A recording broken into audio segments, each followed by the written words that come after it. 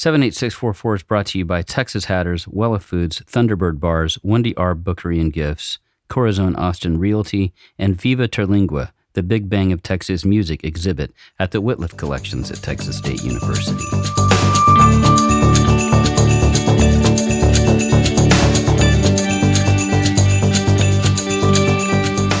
Playing the long game means pursuing lasting success through patience and persistence over time, rather than seeking quick wins. The payoff typically is achieving significant, sustainable success, even if it takes time and effort to reach that point. On this episode, we'll discuss the long game with several artists and musicians. I'm Stephen Collins, and this is 78644.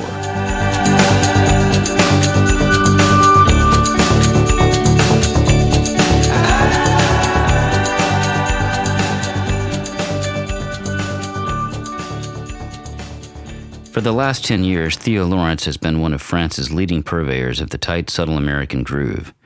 He fully comes into his own with his latest Austin-crafted album, Chérie, in a genre French musicians are not expected to have: classic country and western. The whole gamut of a Texas dancehall band delivered with a croon straight out of Charlie Rich or Ray Price's golden years. Theo Lawrence joined us from Paris by Zoom. I didn't grow up listening to country music at all. My parents are not really country music fans at all. Quite the opposite, actually. And so, it was a way for me to,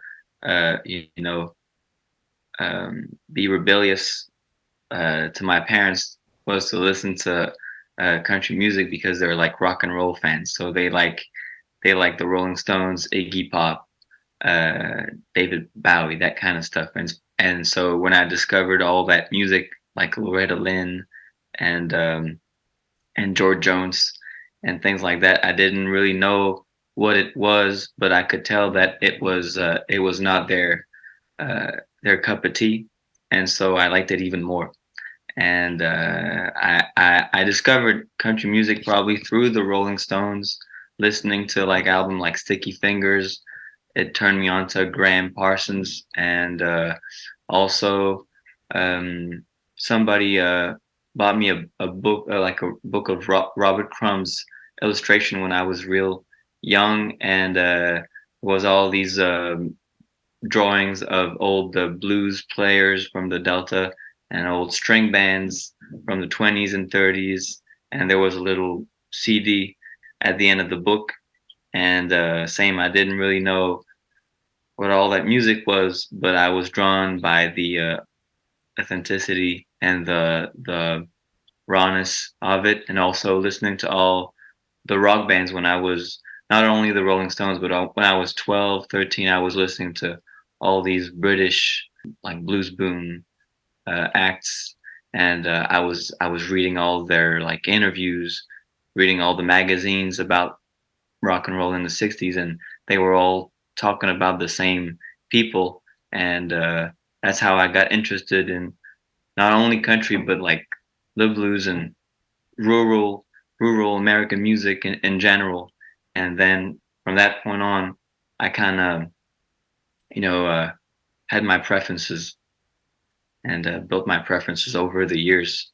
But it was a slow discovery for me, because in France, nobody listens to that kind of stuff. It's treated as a novelty. People don't really know the history of it. They don't really pay attention to the words. They don't pay attention to the stories. They don't know much about it. So I really had to make my own discovery of it. It was through, books, movies, going to the record stores with my friends when I was in college, and discovering it all by myself. How did I transition from studying it to writing it? When I had my first rock and roll bands, it was always very hard rock sounding, and because I was trying to match my references back then, which were like Led Zeppelin and the Rolling Stones. I'm talking about way back when I started playing with bands, and because I was drawn by the energy of a rock band, and so that was like a gateway for me to the music I listen to right now. But year after years, I was adapting, I guess, my songwriting to my new references. the more I was listening to country stuff or blues stuff, the more I was studying how the singers sang their songs, uh, like their inflections, the way they articulated the words, the chord progression. It all seemed very different than the usual rock bands that you listen to when you first discover rock and roll. And so I started being really interested in the details of and the vocabulary of these styles, how you write, how you come to tell a good story, what's a good melody. And so it evolved slowly over the years. The main basis of our career is here in Europe, because for years and years we actually only played Europe. First France, and kind of did the most what we could do in our own country, and then started traveling, in the country abroad, like the Netherlands and Sweden and Scandinavia in general. I was always very drawn to American culture, but I was going there with my I don't know, a couple times with my parents on holidays or stuff like that, but we could never really work there. And it's always been for me a kind of El Dorado, if I may say. It's where it all took place. The music I like, the music I love, and all the culture I'm passionate about is from there. But it's always been very, very like a fantasy, because I so far away yet so close in my heart and in my imagination. If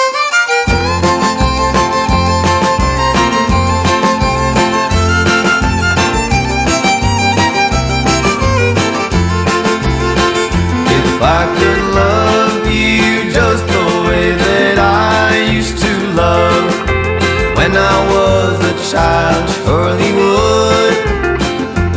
I could trust you like a true believer, but this part of me is gone for good. Sherry, how I long to be yours again, like the past never happened at all.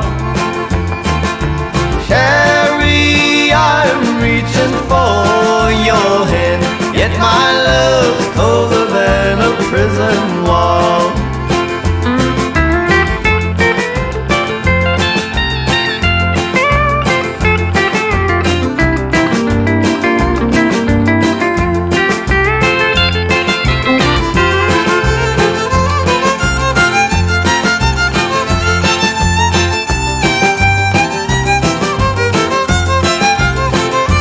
Once I played in the morning with a smile on my face.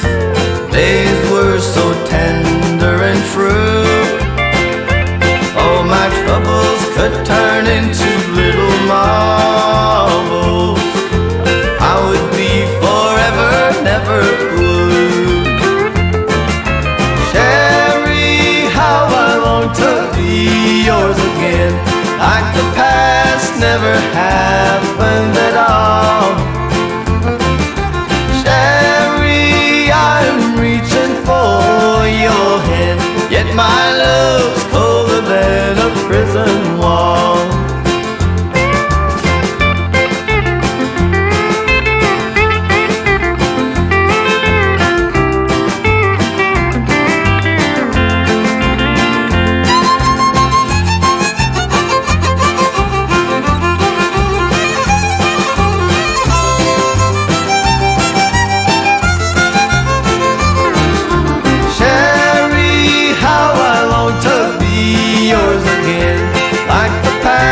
Never happened at all.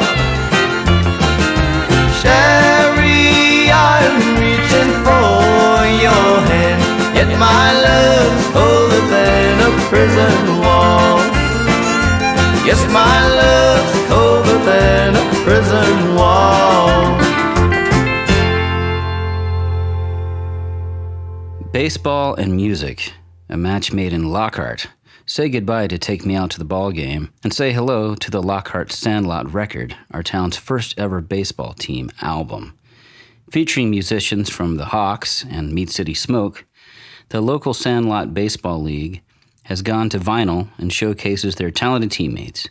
Musicians like Shane Renfro, Jonathan Ray Case, Parker Chapin, Kelly Dugan, Laura McNary, Catherine Chumber, Travis Knight, Shapes and Codes, R.F. Shannon, Will Rhodes, Taylor Mallory Burge, and Swazi, plus a visit from Tamara Dieke and Shane Renfro here in the studio to discuss the record.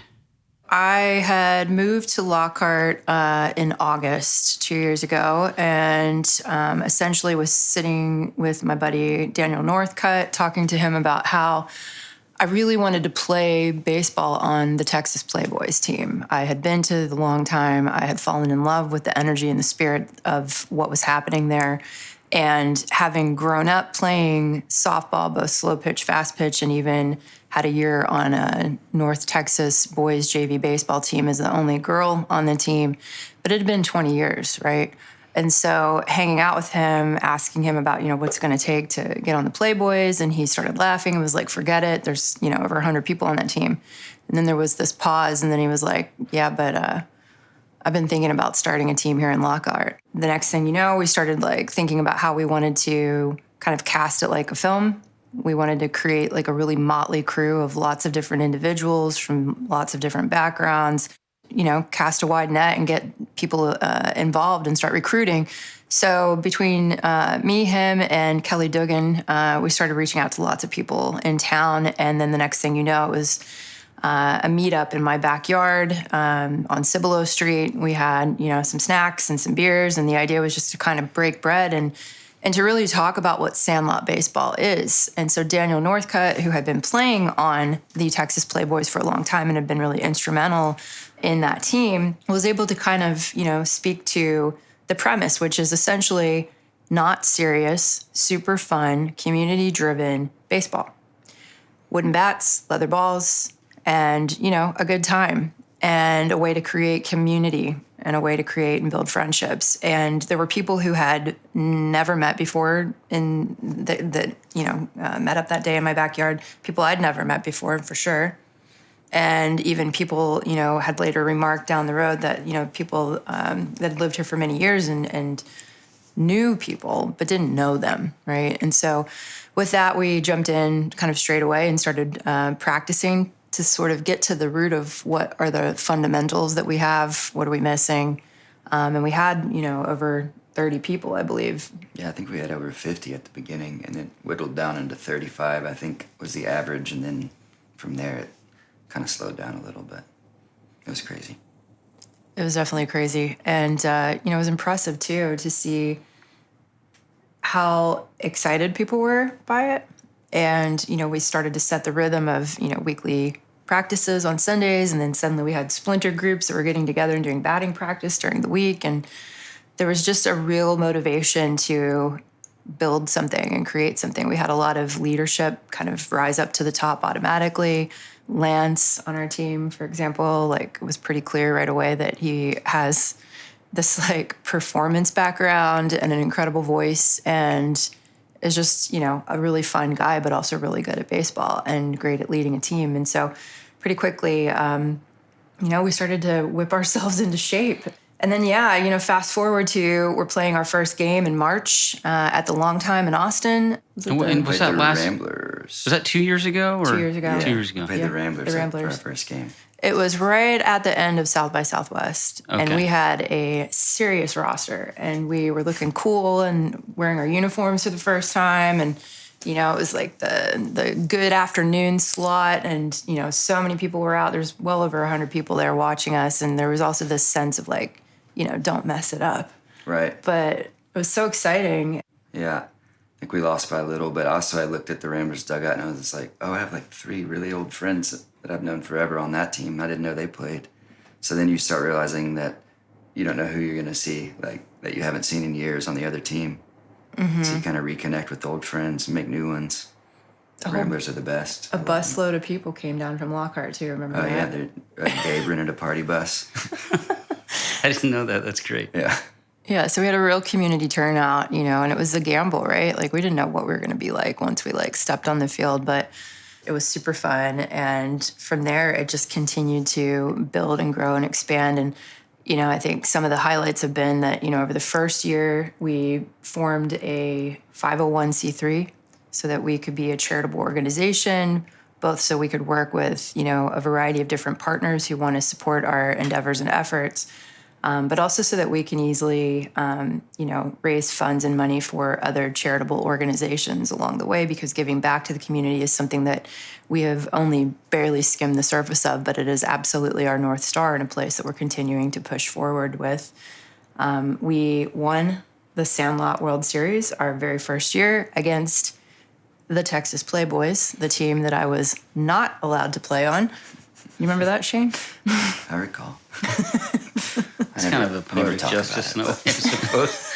It's true. Yeah, it was awesome. We were very, very excited that in the first year we were able to really come together, prove ourselves powerful opponents, if you will, and still have fun doing it, right? Absolutely, yeah. And we also, in the first year, began working with a local family here, a really amazing group of people, the Reeves family, who is helping us to develop and build our very own baseball field from scratch. Out near the Two Wishes, right? Yeah, That's right. Mm-hmm. Yep. We have been working alongside them collaboratively over the past, I'd say it's probably been a 10-month project at this point, to, clear the land, knock down trees. We've been out there with, our bare hands picking up roots and rocks. Roots and rocks, yeah.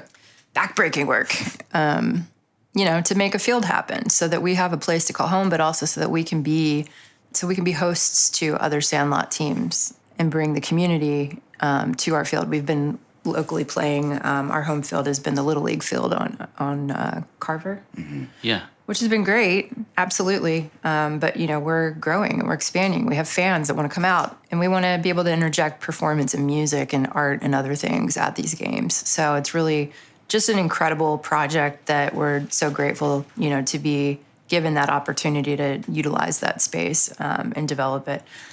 And so then comes year 2, and we realize we have so many people that want to play ball, and we build a second team. Yeah. Shane, what's that one called? That is called the Lockhart Hawks. That's the team I'm still on, but it's Meat City Smoke. Here we are in the barbecue capital of Texas, right? So it makes a lot of sense. And both teams have been hosting folks from all over this country. We've had Canada too. Canada too, yeah.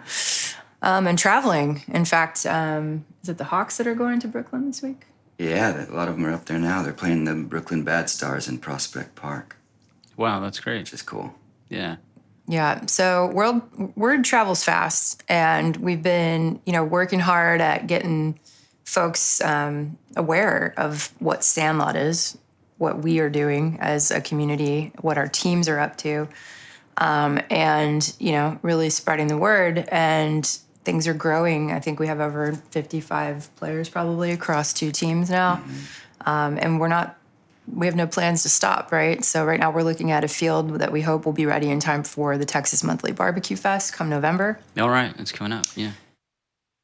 Would you mind to kind of talk about what Sandlot baseball is and why it's different? Sandlot baseball is, last time I checked, approximately 80 teams nationwide, built on the premise of community-oriented, give-back-centered, fun baseball without your daddy sitting in the bleachers yelling at you. And he's welcome to do that, right? But. My dad has come to games, and he definitely tried to give me tips. He does it with a much different delivery these days. He's like, hey, buddy, you might want to step up in that batter's box, that kind of thing. Yeah. That's not how it was in 1988. No. It's not how it is at that field either when I go and my son's playing it either.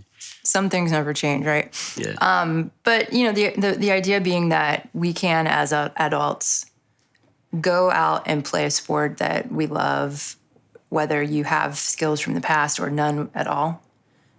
Very diverse. Everybody's welcome. It's inclusive. Let's have a good time, right? It is primarily comprised of a lot of folks from creative industries. There's a lot of musicians on teams across the country. But we also are fortunate to have all sorts of interesting folks on our team here in Lockhart: farmers, welders, day laborers. We have an accountant on our team. We have a biologist on our team. It's truly a motley crew. And each field and or team that we play often has, sort of fun/weird rules that come with the games too. So like, for example, the game that we were talking about at the World Series, tiebreaker was shotgunning a beer.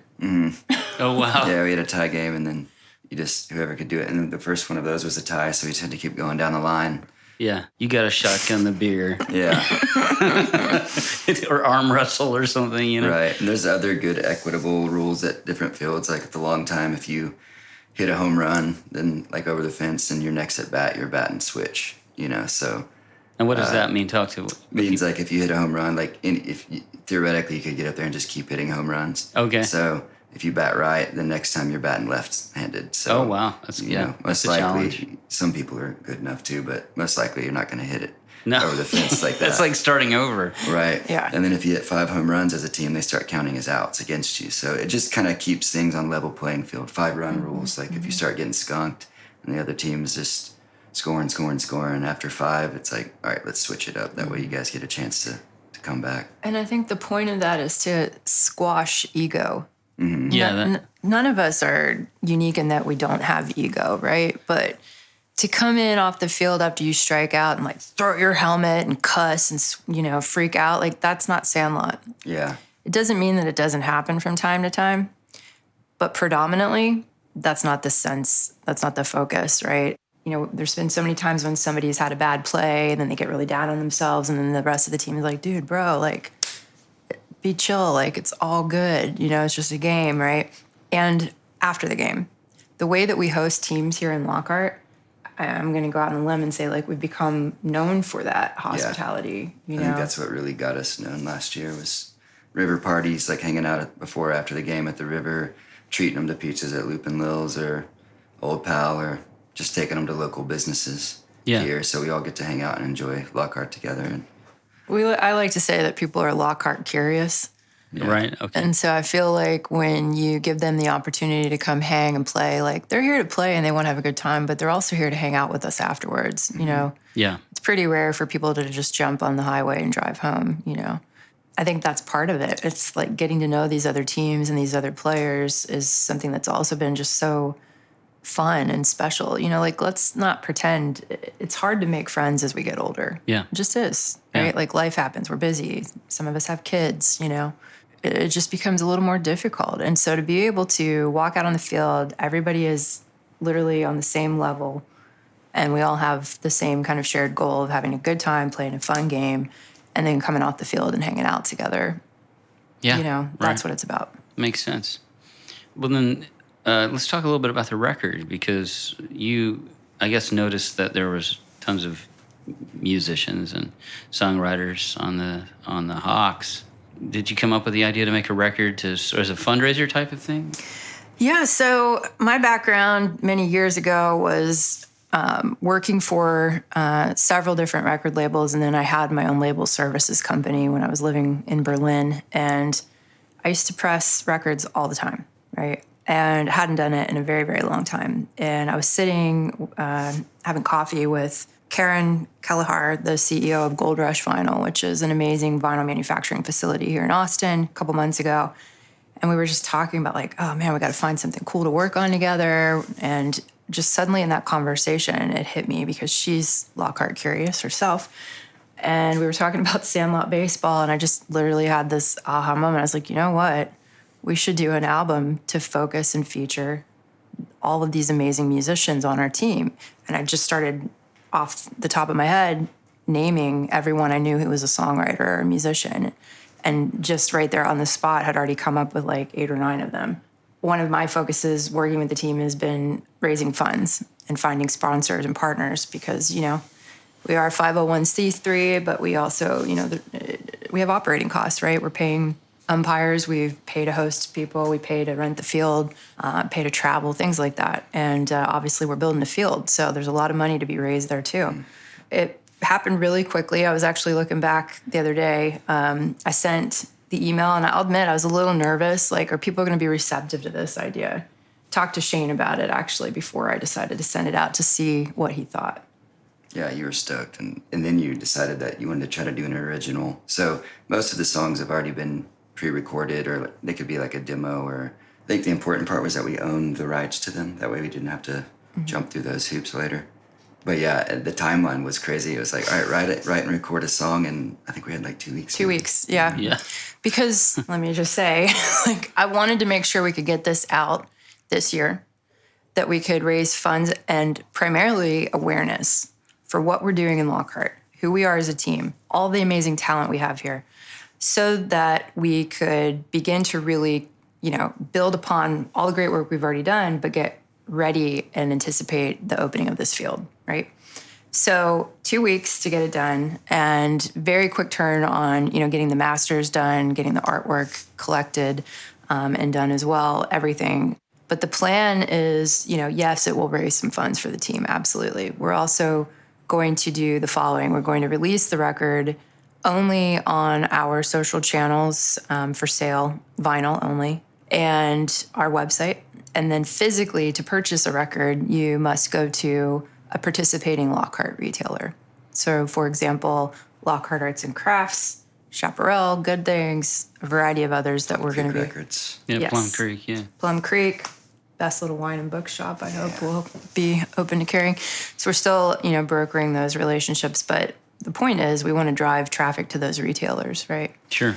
And then the goal is to pre-release this either September, October, and have it, absolutely in hand in October. Release date will be announced soon. And then we'll be doing an album release party featuring some of the artists on the album performing, most likely in their baseball uniforms, during Texas Monthly Barbecue Fest weekend. We haven't chosen the date yet, but it'll likely be, the night before the fest kicks off, or one of the 2 days of Barbecue Fest, because we have a Hawks game on the 4th, I believe, and the Smoke game on the 5th, or I may have those Okay, reversed. so you have a game on Saturday and Sunday. Okay. Forgot to tell you the name of the album. So the label is Stolen Bass Records, because why not? All right. And the album is called Sandlot Season 1, Lockhart. Okay. These are all Lockhart-based musicians, and if things go well, this will be one of many in a series. I think next year, if we proceed, then the goal would be to focus again with 50% or so Lockhart musicians, open it up to a double album, and start focusing primarily on Texas-based musicians. Okay. And then just continue to grow from there. That's great. Yeah, really cool thing. And so people submitted songs that maybe were unique to the record, I suppose, right? Yeah, so I submitted. I've been mostly a songwriter the last 5 or 6 years, and R.F. Shannon's my project, and we just released digitally our new album, so I took a demo version of one of those songs. It sounded pretty good, though. Like, the quality was good and everything, and it was just a different version of the song I'd worked up, different lyrics, different melodies. There's a different instrumental breakdown, and I was really attached to it, but it just didn't fit with the vibe of the rest of the record, so I was really excited to get an avenue to release that and have it get out in the world. Yeah. And a lot of other things are just people that maybe don't play out all the time, or maybe have never really played out much, and hey, they're great songwriters, so Yeah, I that's think great. there's going to be a lot of hidden gems on there. And then we Yeah. have the one original that I wrote with JRC and Parker Chapin. Both those JRC guys have been likes on to the be- show. Parker was on this one we just released Oh, cool. on our Cool. show here. Good So yeah, timing. those are all great people. Yeah, we just sat in the backyard. My dad was cooking shrimp Diablos, and we were reading the poem Casey at the Bat, and just trying to get some inspiration for a community, inclusive, fun summer vibe, Yeah. And of course, I couldn't get it really away from the Mungo Jerry, song. So that was kind of this backbone in my head of what the pace would be. But Sure. Yeah. it was fun. It came together pretty easy. You had some backup vocalists too, didn't you? Oh, yeah, and then whenever I finally got it off the ground, I got Laura and Kelly from the team, and we just had some beers, and Kat was there, my love. She's been to a practice, so you could say she's a hog. Yeah. She's definitely a big fan of the team. That's Yeah. for sure. And So, they yeah, they we sing just- backup, right? Yeah, we just that's did great. loosey-goosey kind of Yeah. gang vocals. I can't get it out of my head. I know I have a special connection to it, but it's so catchy, and there's some name dropping going on in there. Is it like baseball name dropping? It's a Lockhart name dropping. Oh, okay. Yeah. Let's save that, actually. If you know, you know. Yeah, if you know, you know. Yeah, it's a hidden cue. Wait for the record and we'll see who's named. Yeah. Yeah. So that's the one song that we will be releasing digitally. All others will be vinyl only to keep that exclusive, and it will be an exclusive print run as well of the record. We want them to maintain their value. Absolutely. That's a fantastic idea, and I love the vision of moving forward with it and seeing where it goes. So this is great, and it's great to hear the community-minded idea behind Sandlot in general and how you've taken it and personalized it to Lockhart and our community, and how our community's been able to reach out to other communities and give them hospitality where they may not have experienced that. And this is one way to do that too. Take it with them, right? Absolutely. Well, and I think that this is an idea that wouldn't be complete without the support of everyone on the team getting behind it, not just the musicians who provided amazing tracks for it, but other people on the team who are just supportive of the evolution of ideas like this, and we're all cheering each other on. I think that's one of the things that's become so special about what we have is we have this WhatsApp chat group that we started 2 years ago. I just looked this morning because I was looking for somebody's contact. We have 70-something people in this chat group. And it's like, hey, man, I got to move a refrigerator. Who can be here in an hour? Or does anybody have any childcare, recommendations? Mm-hmm. Or, yo, I've got a show tonight at Old Pal. Can you guys come down and, support? And I feel like that is the essence of also what made me feel okay with being vulnerable and saying, hey, I have this idea. Sure, yeah. What do you think? Yeah. Can we do this together, right? And then it's bigger than just one person. It's everybody coming around it and going, I support these teams. I support local musicians. I'm going to buy a record and I'm going to get behind it. And I think that it is so rare and unique to find a baseball team that's also making music together. Yeah, it is. I would venture to say that nobody else is doing it. Yeah. I was going to say that too. Tamara prepared a little sampler of the album for us to take a listen to. Come on down, city slickers, come on down with your cowboy, yeah, bring you back.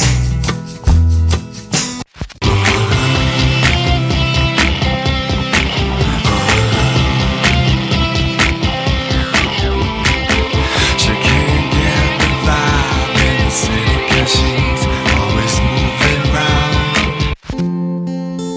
Desert nights on Texas plains, I've been thinking I'd like for my life to change, and if I could, I would give her my last name.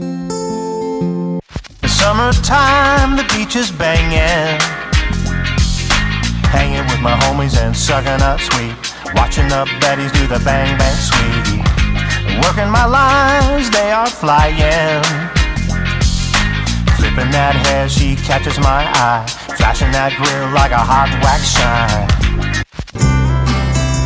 So let's all buy some land,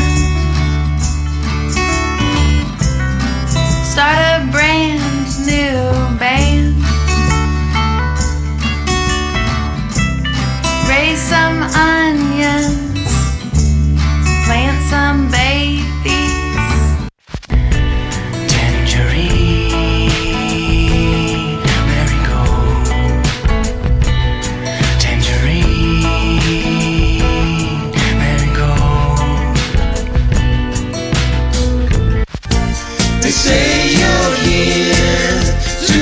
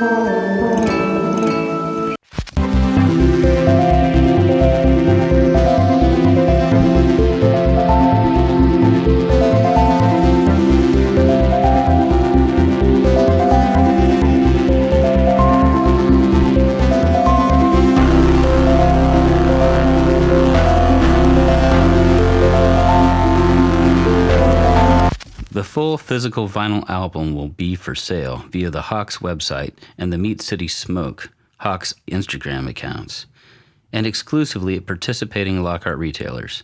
Each purchase directly benefits the Lockhart Sandlot Baseball Club, which is a 501c3 organization, nonprofit. The album release party will be at Wishing Well Field on Saturday, November 4th at 7:30 p.m. Details to be announced soon. Somewhere is a play by Lockhart native Maricela Trevino Orta. She went to high school here and is experiencing a lot of success in the national theater scene. Somewhere is directed by Eric Beck and Miranda Martinez, and they joined us here in the studio to talk about the play. Thank you both for taking time to come into the studio. You're welcome. Thanks for having us. Yeah, and visit with us about this new play, which is written by a person from Lockhart, right? Or a student from Lockhart? Can you That's talk about correct. That's correct, yes. Her name's Maricela Trevino Orta, and her parents still live here, and as do a couple of her siblings. She's a Lockhart High School graduate, I think early 2000s, something like that. And she started off as a poet and sort of discovered playwriting along the way, and has written about 15 plays, I think. And she's kind of a little bit up and coming, I guess. More and more of her works are getting produced around the nation. Yeah, it's a prize to have a true Lockhart native to have this show.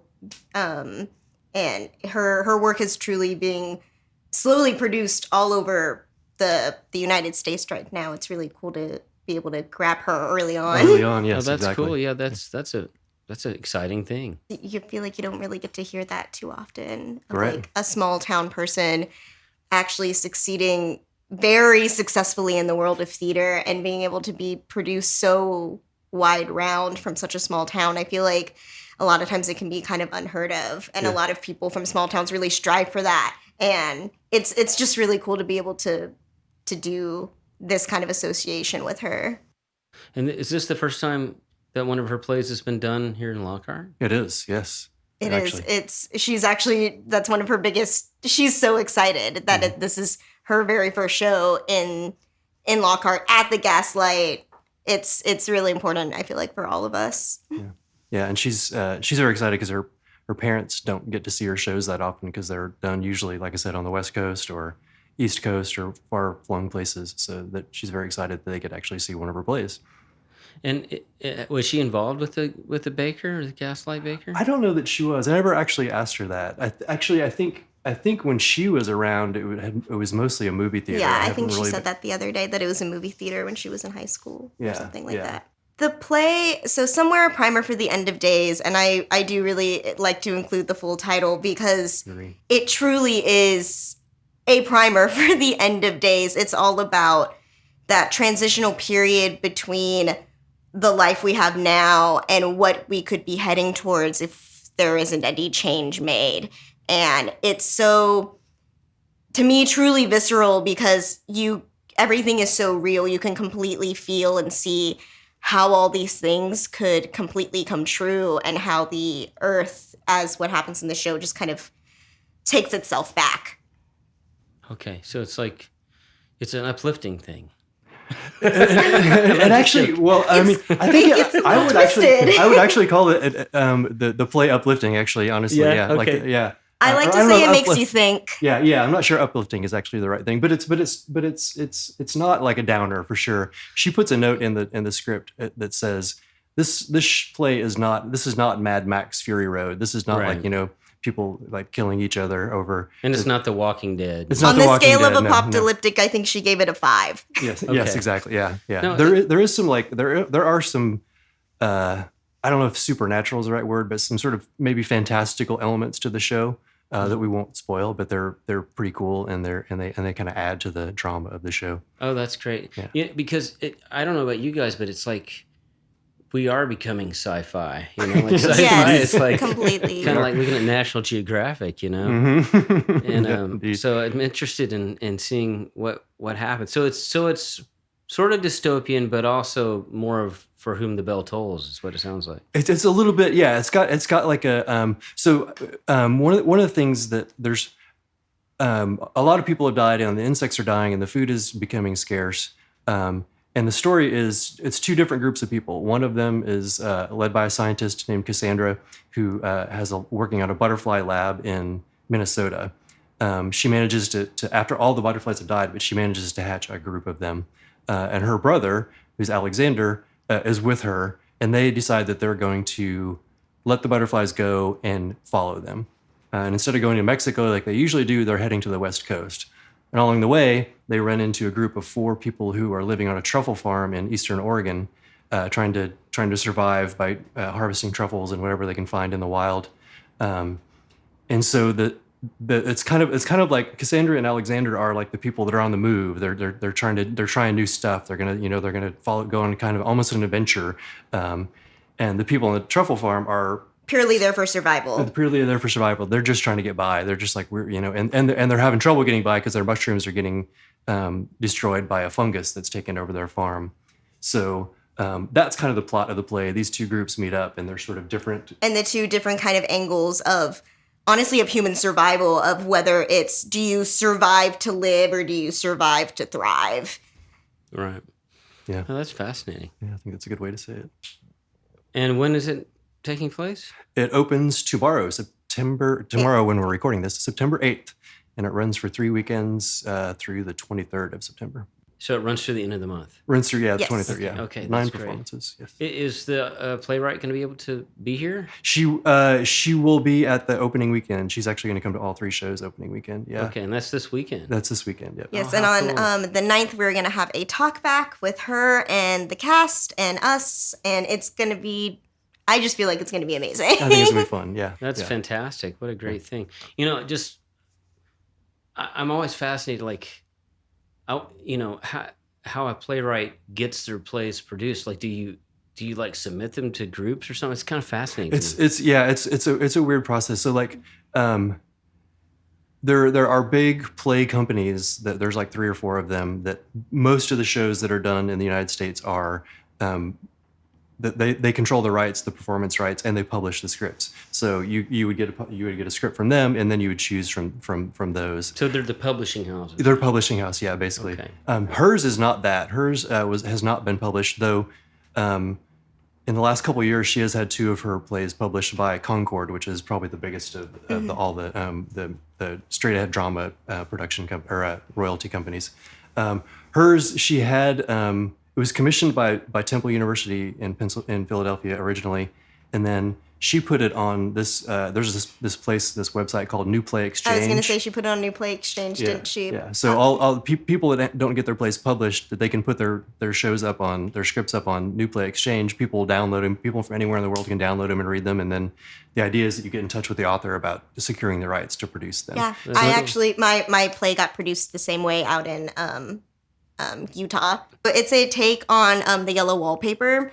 So it's just called Wallpaper, and it's a 1-act based on is in the short story the Yellow Wallpaper. It's a woman going crazy talking to the wallpaper, but I made the wallpaper a woman, and that relationship of female hysteria in that time. But it got produced at the Great Salt Lake Fringe Festival, and the way that happened was one of the directors just happened to find it, or I think one of the people in the community, in the Utah community, found it, and then they just emailed me out of the blue, and then they had it, and then they just ended up producing it over the summer. It's a really interesting process because they really just.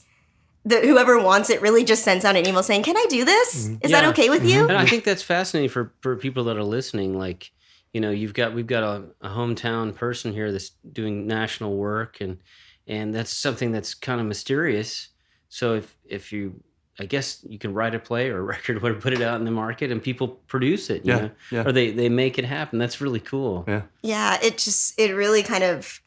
The power of theater really just kind of happens out of nowhere. Like, if someone wants to do something, they're going to find a way to do it, and they're going to make it happen. I guess I would emphasize that I think we've sort of avoided using the term post-apocalyptic to describe it, mostly because it does have those nuances. Yeah, of like, oh, we're going to go see this dreadful thing where people eat each other or whatever to survive. But It's not that. It's I would call it. Actually make a joke about that. They say, are they eating each other? That's right. Yeah, they do. I would call it more like poetic or more like sort of like that than like, you know, realistic and yeah, I always like to. I've been kind of noting it as a type of magical realism because it's kind of like a Terrence Malick versus a Cormac McCarthy. Pretty much, yeah. There you go. Yeah, right.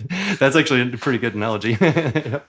Check out Somewhere this weekend at the Baker Theater, Friday at 8 p.m. and Saturday at 2 p.m. matinee and a 9 p.m. showing. You can purchase tickets at mygpt.org.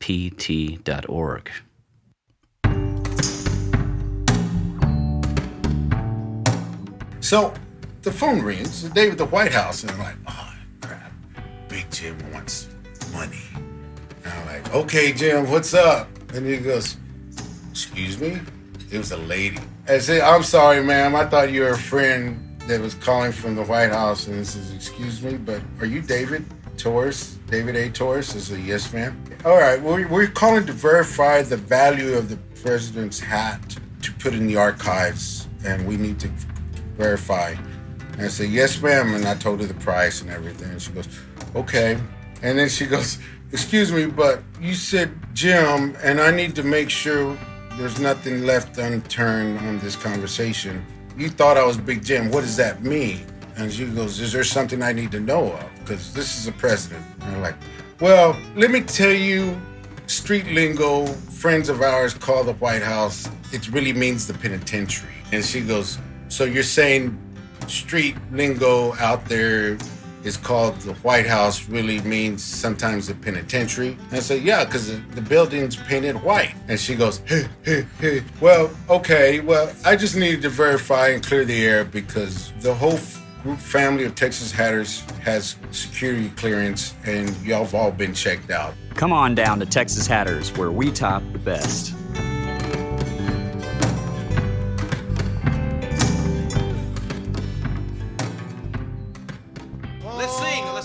I wanna go. Okay, do it all three of us. Then that won't make it stand out if we don't phrase together so much. All three of us do it. Just like on the melody. I wanna go home with the armadillo. I'm the music curator at the Whitliff Collections at Texas State University. Jerry Jeff Walker, his archives are one of the centerpiece archives that we have there. They are, I would have to say, almost like the gold standard. When you're there actually holding in your hands the letter that the young, unknown Jerry Jeff Walker wrote to his grandmother in 1967, thanking her for some money that she had sent him to fix an amplifier, and then just sort of casually mentioning that he'd written a song called Mr. Bojangles that was getting a little bit of radio airplay. I mean, it gives you chills.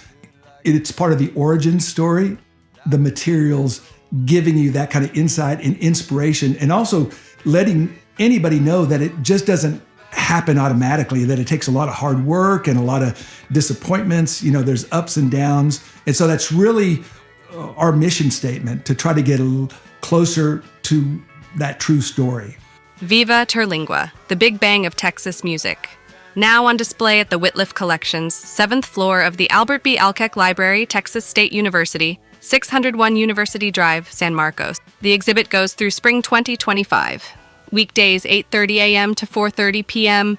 Weekend hours vary. The cost is free.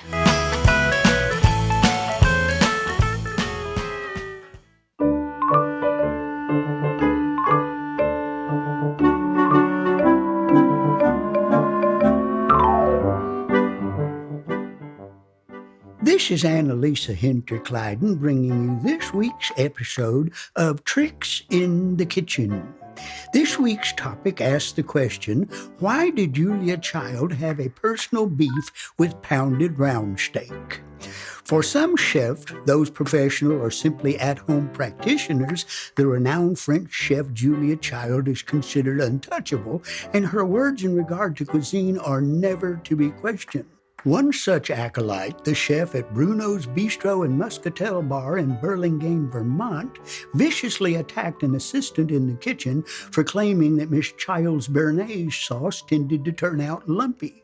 The chef, Bruno Putti, was so enraged over the callous comment regarding the woman he referred to as St. Julia that he filled a pastry bag full of overheated clam juice and squirted it on the hapless employee in an extremely sensitive area of the body.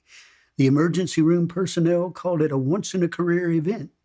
Bruno was convicted of assault with intention to harm using a dangerous culinary substance and sentenced to 50 hours community service that could not be performed within 100 feet of anything edible. My own personal bone to pick with Miss Child has a more local persona, as she took it upon herself to poo-poo that Texas culinary staple known as chicken fried steak. We in Texas don't take lightly criticism of our favorite staple by someone who has to floss snail morsels out of her teeth on a regular basis. Texans fought and died in the front lines of France during 2 major wars, and one would have hoped that someone over there would have common courtesy to say thank you for the fact that sauerkraut isn't your go-to appetizer. This is Annalisa Hinterkleiden staying tuned in next week for Tricks in the Kitchen, when the subject will be the use of lunch as a weapon.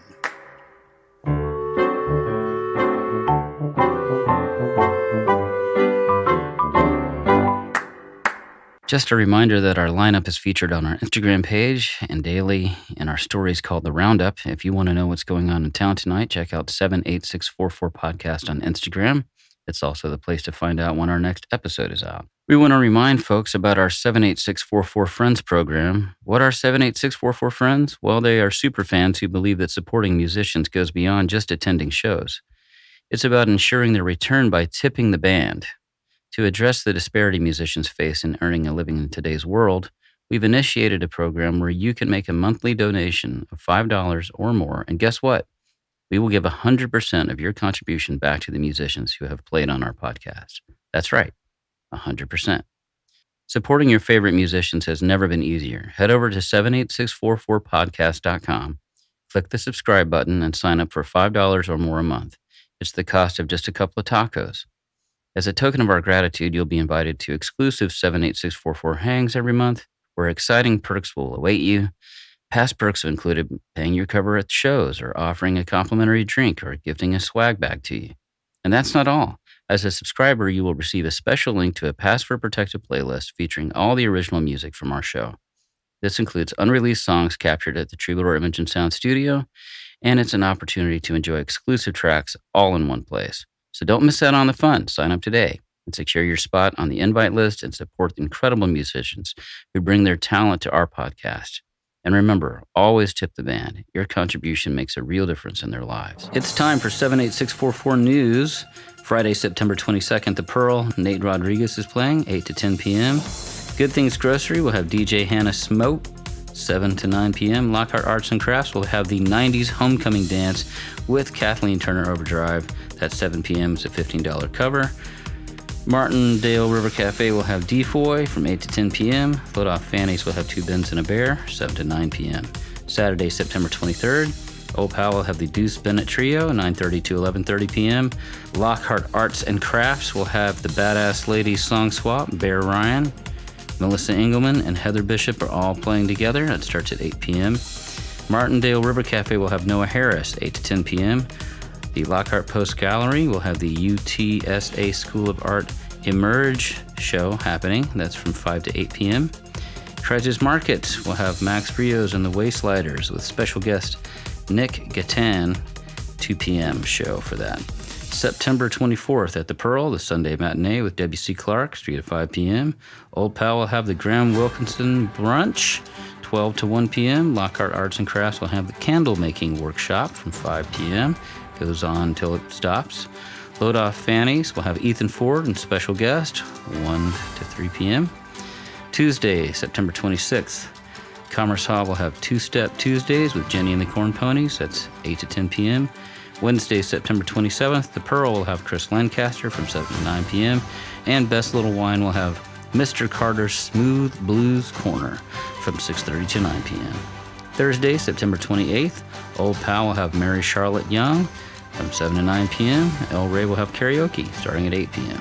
Friday, September 29th, Martindale River Cafe will have Tammy Fest, and that starts at 8 to 10 p.m. If you like Tammy and George, go on out there and see it. The Pearl will have Grant Ewing starting at 8, going to 10 p.m. Old Pal will have Emily Herring and the FM Band. That's 9:30 to 11:30 p.m. Lockhart Arts and Crafts will have open mic night starting at 8 p.m. Saturday, September 30th, the Martindale River Cafe will have Tammy Fest, and that's from 8 to 10 p.m. Commerce Hall, Theo Lawrence and the Hearts starting at 7 p.m. Load Off Annie's will have Jenny and the Jets. That's 7:30 to 9:30 p.m. Sunday, October 1st, Tanktown will have DJ Scron John, 3 to 5 p.m. Wednesday, October 4th, Best Little Wine will have Mr. Carter's Smooth Blues Corner. That's from 6:30 to 9 p.m. Thursday, October 5th, the Pearl will have the Halliana Residency, 7 to 9 p.m. El Rey will have karaoke starting at 8 p.m. Friday, October 6th is First Friday, also Locktoberfest. Old Pal will have the Golden Roses from 9:30 to 11:30 p.m. Martindale River Cafe will have Van Darien from 8 to 10 p.m. Lockhart Arts and Crafts will have Joe Bob's Bar and Grill Band, 8 to 10 p.m. At the Lockhart Art House, we'll have Siloed, a Tanktown art experience, music from Blank Rules, Daymares, Lazy Suzanne. That starts at 5 to 10 p.m. at the Lockhart Art House. And that's it for 78644 News. Graham Wilkinson is born in Texas and embodies family and service values. Raised by a preacher and a school teacher, balancing a thriving music career and being devoted father of 3 daughters and a rescue dog, he lives a full life. His song, Laugh Until It Makes Sense, reflects his message of positivity and love. In 2011, his single, Focus, from the Spiritual Accessories EP, dominated MTV.com as an independent artist. Yearbook in 2009 featured Alejandro Escovedo and Hayes Carl. In 2014, he received a grant from Black Fret, leading to Because of You in 2016, merging reggae, rock and roll, and hip-hop with notable collaborators. In 2017, Wilkinson joined a PBS documentary about Albert E. Brumley, contributing songs from Brumley's notebooks.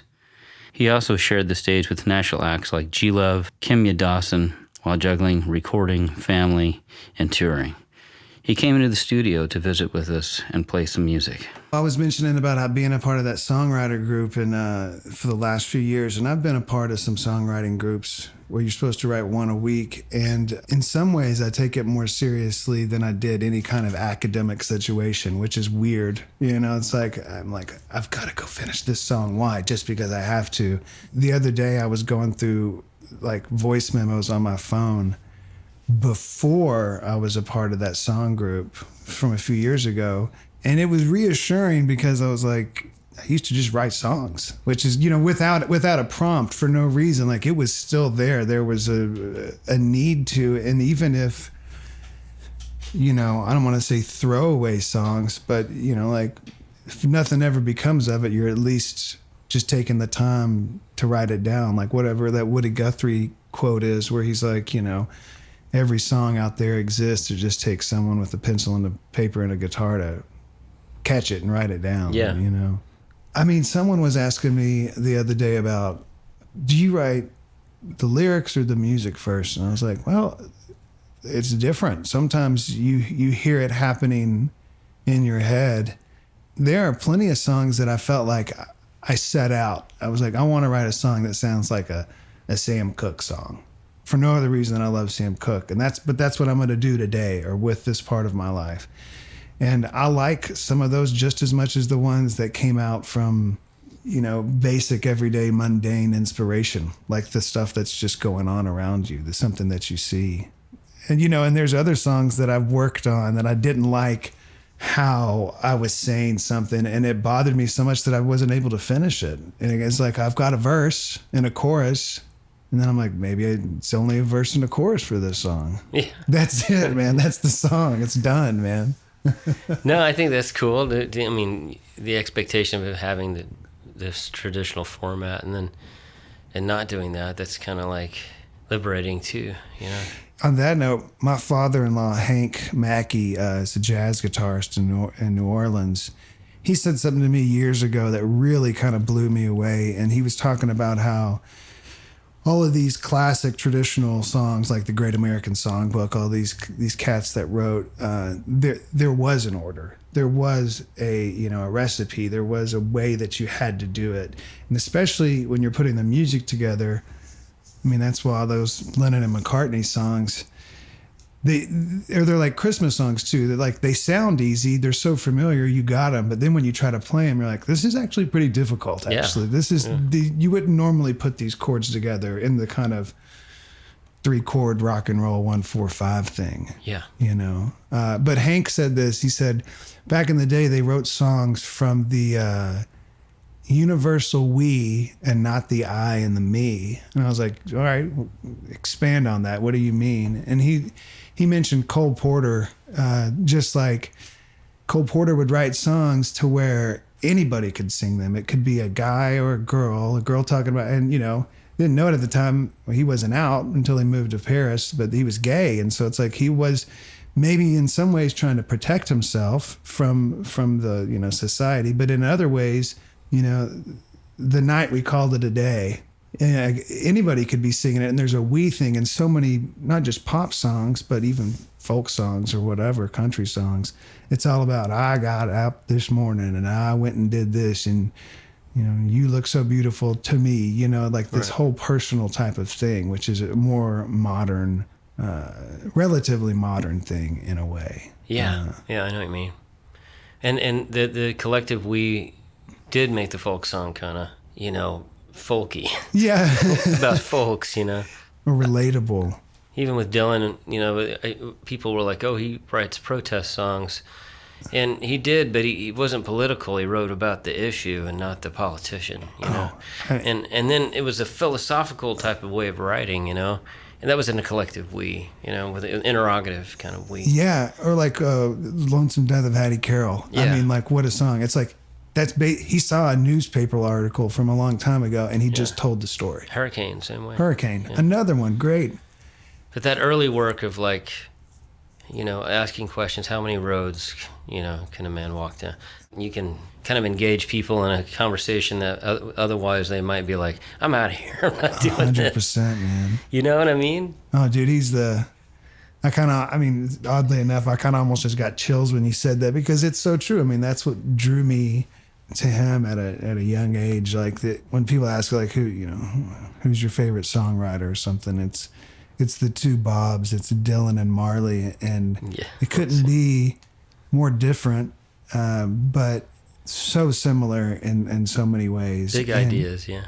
Dude, and like Dylan, actually, he was in an interview saying, is there somebody that you haven't played with, that you never got to meet, that you would want to? And he said Bob Marley. And dude, they were in so many of the same circles, so close. Yeah.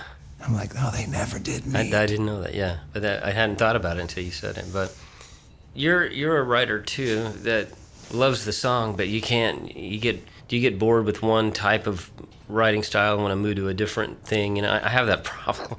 I like it, but at the same time, it's like, man, I need to like lock down on this. But are you doing that a lot? Yeah, dude. I've been told by some booking agents and some record labels, and I think it kind of backfired. It's like trying to fit into a genre or a sound. It's like, 15 years ago when I really started going out on the road, I could open up for bigger, like Red Dirt Country, Texas country guys here in Texas, and then go on like the jam band tour thing out on the road, open it up for G-Love or Michael Franti or something like the Black Crowes, and then, playing with Hayes or something like that. And, anytime I tried to write a set list that I thought would be conducive to the crowd that I was playing with, it just, I'm going to say it flopped. It wasn't right. But if I get out there in front of the country, the Red Dirt folks, and I'm doing a reggae song or something with a, one drop beat, that's better. I mean, because it's more authentic. And, when you try to, the record label's saying, or mainly booking agents, like, if you just really did one record that was all Americana, that would really be great. And I was like, And you hear things like that, and it backfires because I'm like, well, now I'm going to do one where every single song's a different genre, you know? Yeah. Which is maybe shooting myself in the foot, but I mean... Well, don't you think, I mean, it used to be, the name of the game was to not fit into a genre. It was to be unique. And then all of a sudden, the labels were like, you've got to be... This. And if you're not this all the way, we can't help you, which just means we don't know how to sell it. And I'm like, well, you got a mind on you. You can figure that out. Figure it out. Yeah. Figure it out. But they couldn't, you know. I mean, and that's that. On that note, I just saw a clip the other day of David Bowie talking about if you're truly an artist, you don't ever write a song or write a record for someone. You write it for yourself. Yeah. You're never supposed to care about what other people think or what. And unfortunately, especially in our day and age, it's almost become the exact opposite to where people are trying to create content that goes along with something that is, trending or something. At a certain point, you've got to be able, you don't have to, but like accepting your fate or just like being okay with who you are, like that kind of self-love. I get in all my therapy class, sessions about it's like self-forgiveness and self-love. It's like being okay with who you are. And it's like, I always thought I was going to be a drummer in a rock and roll band like Ricky Rocket and Poison. That's what I envisioned. And before I could, when I was 6 and 7 years old, I never thought I would be a songwriter. I never thought I would be an entertainer in this way. Like these restaurant gigs, these gigs where people are already there. You don't really have to. It's not like trying to get people to come to your Saxon Pub show or the Continental Club when you need to sell tickets, you need to get cash. My father-in-law, again, was like, musicians normally were the people in the background that were just playing to entertain. It wasn't the pop star idea or rock star idea. It's a relatively recent adaptation to the world of entertainment. Yeah, so it's the 50s. Yeah, and so it's like being okay with like, yeah, I'll play this corporate gig, then I'm going to go play a restaurant gig, then I'm going to go play a brewery or a winery, and and like we were joking about earlier before we started, like going on tour, it's like I've spent thousands of miles on the road and plenty of bad hotels. And when some young kid was asking me about how do you do it to become a musician full time, or like how do you go on tour and all this, I'm like, well, it depends on what you want to do. You should clearly define what your expectations and what your wants are. Because if you just want to drive around the country and play shows, it's not that hard to do and not make any money. And it's not that hard to do. It's pretty easy. You can find places to do that. But what is your intention? What is your goal? And being honest with yourself about that, I think it's crucial. Yeah. In this day and age, Absolutely. I think it's good advice, to be realistic about what do you want from it. And you don't have to be realistic just as long as you're okay with disappointment. Yeah, exactly.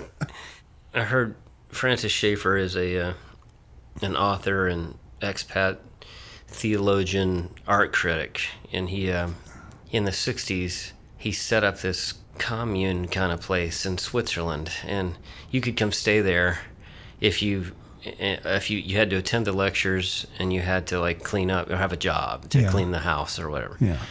One of the things he was saying that was so fascinating is in 1,000 years or 2,000 years, when they go and they dig up these civilizations that were once so great, they don't dig up the bank records, or the stock market. But they dig up the frescoes and the art, and that tells them what the people thought and what they were. Yeah. And I was like, so it is a long game, know, and it's a meaningful long game. But people have to realize that when you're playing it, you're playing that game, whether you like it or not. If you're in it as a writer, that's it. It's like Van Gogh is like, maybe I'm not an artist for my time, maybe I'm an artist for another generation. Wow. Yeah. I mean, and that's why, I think I was just so drawn to folk music, is like folk music is just music of the people wherever you go. It's all encompassing. It's like, there's folk music in Malaysia. It's just the traditional music over there. Yeah. And, like when this is 20 something years ago, I lived in on the Greek islands for like 3 or 4 months when I was like 19. I kind of dropped out of college, and it was on Mykonos, which is a huge party club, island scene, and I spent every night after I got off work playing music in the streets. And it was amazing how, having the language barrier with most everybody, but how you could still entertain and tell a story, and people would listen even if they didn't understand. In all these discotheques and clubs, there was a bar at the very end of the island on the main part of the town called Zorba's. And it's like, Zorba the Greek. And I was like, oh, it's kind of touristy. But I got in there, and it was a husband and wife, and he played the bouzouki, which is kind of like the banjo, but the traditional instrument. I love that, yeah. And they sang all these traditional Greek songs, folk songs. Yeah. And man, I would go in there, I would sing for a couple hours, then I'd go in and drink some ouzo at the end of the night and watch, and I was just mesmerized. These songs, and I was like, I would ask them afterwards, what was that last one about? And they're like, oh, it's like 300 years old. It's about this battle between, or it's a love song that's, a traditional love song. Even though I didn't understand what they were saying, I was so mesmerized by it. And that long game, like I said, being okay with who you are and what you're doing, you never know what's going to happen with these songs once you record them or once you sing them for somebody. Yeah. I firmly believe that, because there's a museum in Amsterdam to an artist that didn't sell one painting. Never did. And didn't know it. He never knew any of this, how powerful it was. And I'm like, man, that's just like, the long game is the thing. It's not an easy game, but I feel like it's meaningful, and it's hard, as much as we joke about, we're not as young as we used to be, but we still have the desire, you're writing songs and connecting, and it stops, what is it? It's a quote that's like, some people go to clubs so they can forget, but I write songs to help them remember. Oh, I love it, dude. And that's true. It's like, you got to remember who you are. I mean, and dude, the case in point, this past year, a buddy of mine has come out to some shows who I've known over 25 years. We went to high school together, and good buddy. Every time he comes out, he likes to make a little scene and like kind of hoot and holler a little bit louder than everybody. But he started, and he's done this forever. He just hadn't come to shows in a while. He would always scream out, sing the Texas song. And I'm like, oh God. I mean, I wrote this song when I was like 18. As much as it's like kind of a Texas pride song, it's kind of like an FU song to every other state. And I wrote it when I started going to school in Arkansas. And granted, the style of writing, it does sound like a 19-year-old me, but it's ridiculous how he still wants to hear it. Yeah. Because he loves it. Hands down, even though I never want to play the song, people love it in the audience. They're like, yeah, Texas song, I mean, and it's like, I wish I never would have written this song. It's like you're glaring at 19-year-old you off the side of the stage. You did this. Yeah, I know, this is all your fault. Yeah. The line is, that's right, I'm from Texas, but I'm not looking for a fight, is how it ends, the end of the refrain, everyone. And then the very last verse, I say, that's right, I'm from Texas, and everybody here not from Texas wishes they were from Texas, and that's all right. And so, you get that response from people that, like I said, I never would have thought 25 years ago when I wrote that song that I would be singing it still. Oh, yeah. And it's his fault. Or it's my fault, I guess. I don't know. Yeah, it's just the songs have their own audience and personality outside the writer. It's weird, don't you think? Because the people have the relationships with the song. It's their relationship. Thing. Yeah, and then they're like, you facilitate that for me for a minute because I got to hear my song, And when they ask for it, it's like once you write it. I mean, I was talking to my buddy Nolan. We were up in New York a few years ago working on a record, Nolan Wheeler from the Wheeler Brothers, and we were writing. I was helping him write some lyrics and music on some songs that he had kind of gotten together, and it was late night after the session, and we were like up on some Brooklyn bar looking at the Manhattan skyline, and I was like, oh man, that Grateful Dead song, He's Gone. And he was like, oh yeah. And in the few minutes that we were starting to talk about it, I was like, oh, no, it's slower than that. And he goes, no, 72, that version. I go, no, 77, dude. That's the version of the song. And like, we both had this idea in our head of the right way that the Grateful Dead should have played this song. Yeah. And, you know, and I remember telling him, I'm like, man, once you write a song, it's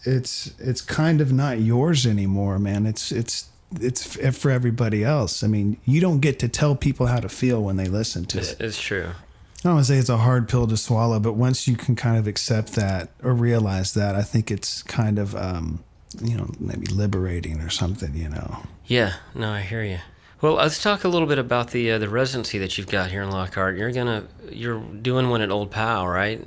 Yeah, man, I'm pumped about it. I've done 3. They gave me I think they do brunch the last Sunday of the month around noon to 2. They've been I'd gotten a few emails about trying to get out here to play there, and none of the dates were working out.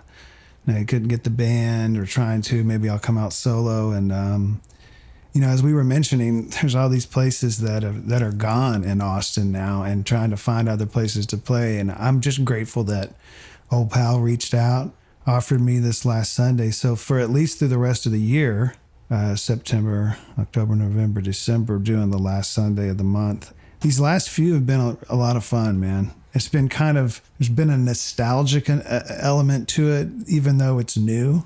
Like, you know, having all these gigs over the last, almost 2 decades in Austin, like playing every Sunday. We had that Sunday brunch at Uncle Billy's Barbecue in the brewery on Barton Springs. We had that for almost 8 years. That's right, yeah. I mean, and it's crazy to think about. They had a budget for music, and they took care of us. It was work for the guys and I.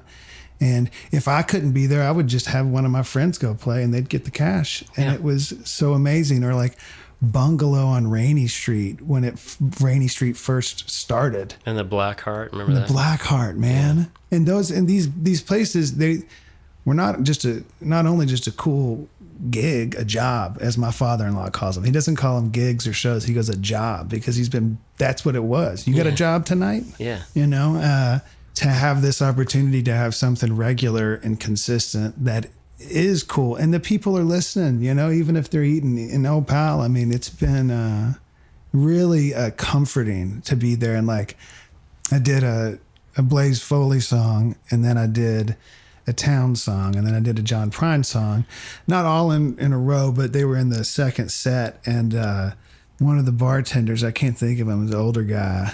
When I got done, he goes, you know, my brother and I used to hang out with Towns and Blaze Greg. all the time. He did. They hung out all the time, yeah. And he started telling me stories, and I was like, dude, I want to come out here just to hear you tell me stories about this, because it's that access to this other time, to these people that I always call Blaze, you know, my best friend I never got to meet, because the story goes at the Cactus Cafe, back when Griff used to run it. I don't know. He had me open it up for somebody, and I got to open up for like some of my idols, like Greg Brown and Ramblin' Jack Elliott there. I got to meet these people that I'm like, you know, Ramblin' Jack Elliott used to hang out with Woody Guthrie. Absolutely. And I got to open up for Ramblin' Jack a few years ago in Little Rock at the Whitewater Tavern, and you know, treat me like a son, and just telling stories about him and Woody in 1943 driving across the country. And it's like, is this real life? You know, is this really what's going on? Yeah.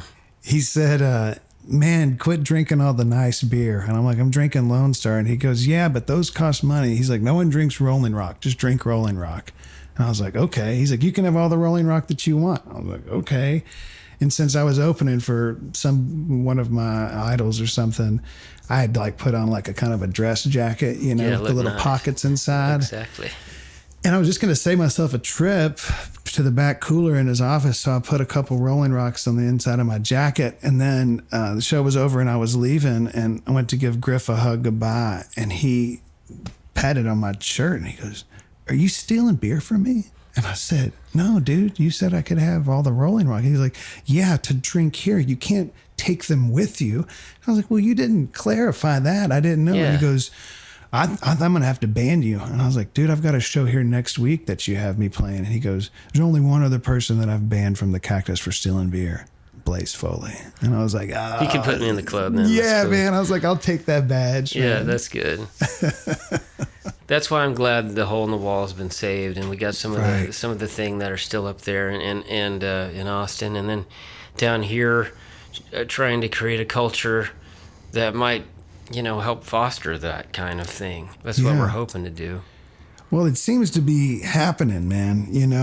Because over the last few years, I remember you were doing some shows overseas in the UK and some European tours, and Morgan was playing bass with you, and he was saying how you lived out here, and I'm like, I think I remember hearing that. And then word is traveling. Yeah. As you were saying, there's more and more cats that are moving out here. Yeah. And it's like, the cat's out of the bag that it's hip, man. And I love being here now. This is the third time I've been here in 2 weeks. Well, now. I'm glad you're here, Thanks for having me. Yeah. You've been doing singles as a recorded format.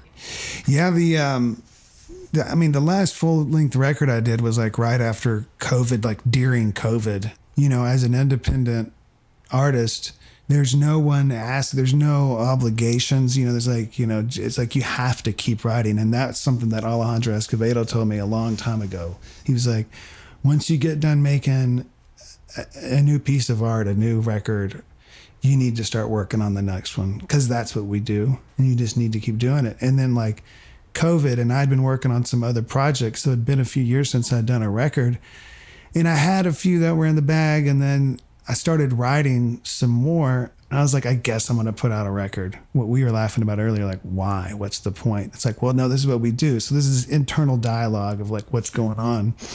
But I put that one out in 2021, Cut So Deep, which I really love the record as a whole, because it does take a few songs that never made it out of the Dropbox from a few years before that, and combined them with some new ones and made this little special thing. But the last few years since then, like you said, there's songs kind of building up in a file on a computer, and the handful of them, they don't really go together. So the last few that I've done are a little bit more, I guess I would say more in that reggae jam band kind of rock. Oh, that's cool. Vibe vein. The one I did just last month is called Little Beast. I have no clue where it came from. It is definitely a different kind of corner of my mind. But Patrick Hertzfeld, Signal Hill Recording, my drummer and best bud, we were looking at all these songs, and there is a group of 6 songs that were almost all entirely written on the piano. So there's that kind That's of nice, yeah. theme that goes with it. And Trick and I just did all of this stuff on it. I'm usually playing bass and guitar with the piano, but they're all kind of ballady, kind of like ballads. Yeah. They're happy, but they're kind of sad sounding, but they feel like they go together. So I'm thinking, I think November is when those are going to come out, and I'm going to get you I guess what I'm calling the title of the EP is Pocket Full of Sunshine. Oh, cool. And, it's like hearing songs that you wrote a year ago, and you still like it, or you're okay with it. That's a good sign that, there's not a problem with it. You're like, oh, I don't like that line, or it doesn't make you feel anything. It takes me a long time to do anything now. I'm writing for years, and I'm like, okay, that was cool. Yeah, and all 5 of 6 of these songs, they were written not together and not intentionally. So it's in retrospect, looking back on a year's worth of songs. Yeah. You're like, well, this one was in January. This one was in April. Yeah. This one was, or these 2 were written in the same month or something.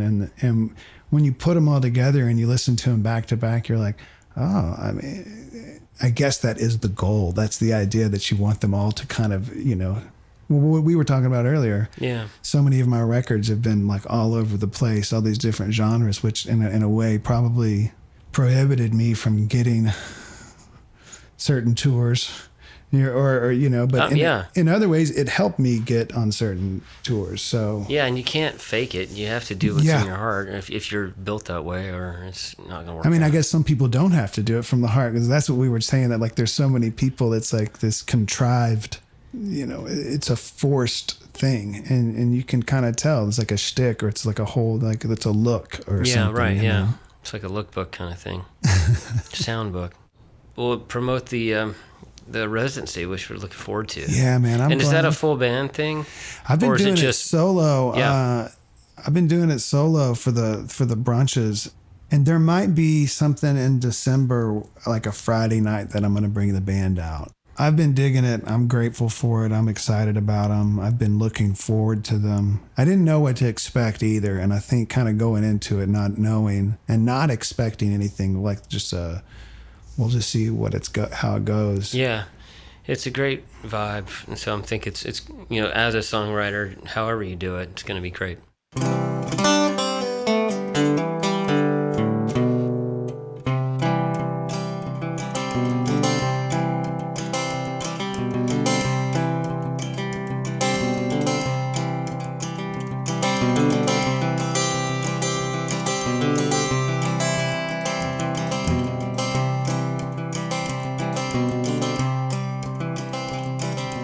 Time has come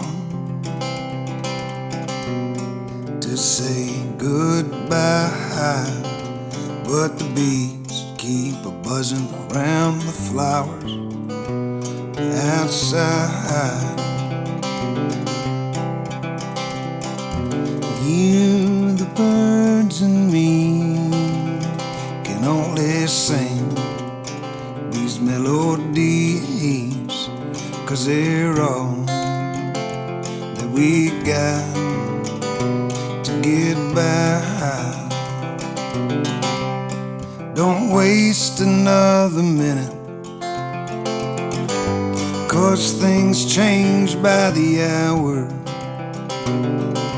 You could lose it all in just a second. Fast forward, flash a light, keep safe. Night flower.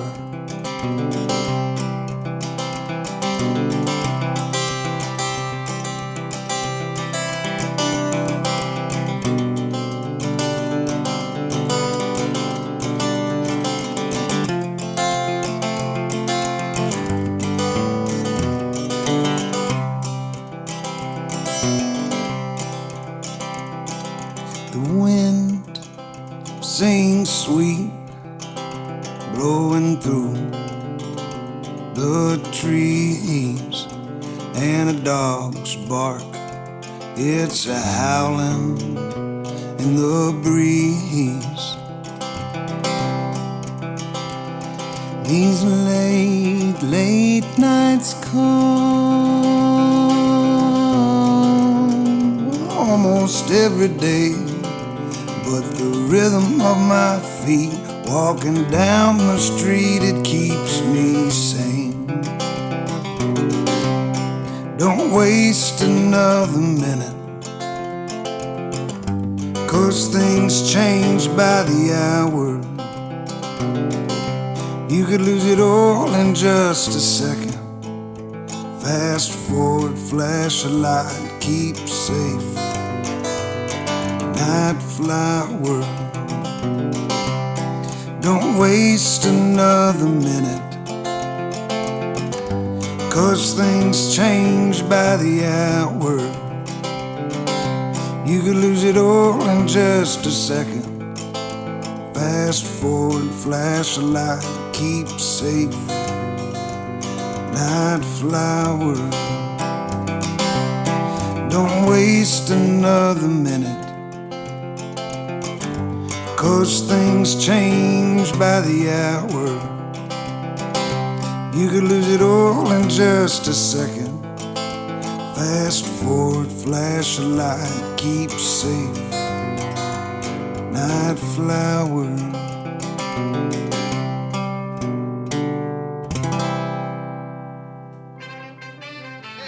78644 is sponsored by Texas Hatters, Wella Foods, Thunderbird Bars, Wendy R. Bookery and Gifts, Corazon Austin Realty, and Viva Terlingua, the Big Bang of Texas Music exhibit at the Whitliff Collections at Texas State University.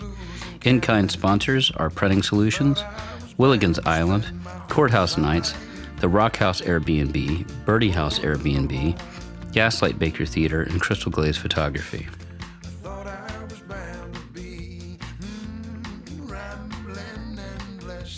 studio, edited by myself, Stephen Collins, and Danny Manning.